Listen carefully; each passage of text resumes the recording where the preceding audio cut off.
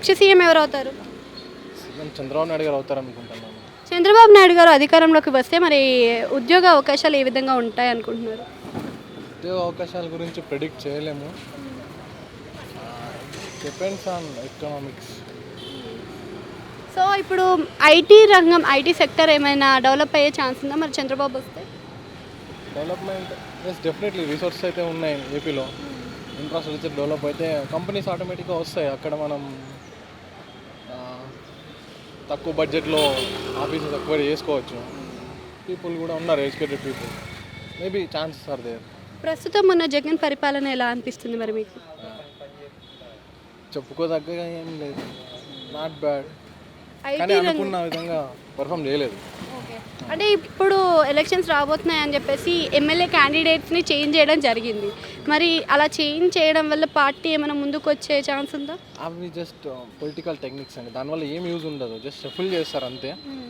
ఇప్పుడు ఒక ప్రాంతంలో ఒకరి గురించి చెడ్డగా మాట్లాడుకుంటారు, చాలా రోజులు ఉండడం వల్ల వాళ్ళ గురించి నెగిటివ్ టాక్ వస్తుంది. సో అతన్ని వేరే ప్లేస్ స్విచ్ చేస్తే వాళ్ళ గురించి పాజిటివ్గా మాట్లాడుకోవచ్చు, లేదా ఏమన్నా హోప్తో ఓట్లు వేయచ్చు అన్నట్టు చేశారు. కానీ అక్కడేం యూజ్ ఉండదు దానివల్ల. ఓకే, చంద్రబాబు నాయుడు అధికారంలోకి వస్తే మరి విద్యా విధానం ఎలా ఉంటుంది అనుకోవచ్చు? విద్యా విధానం ఎవరు అధికారంలోకి వచ్చినా ఎడ్యుకేషన్ సిస్టమ్ మార్చడానికి ఛాన్సెస్ లేవండి.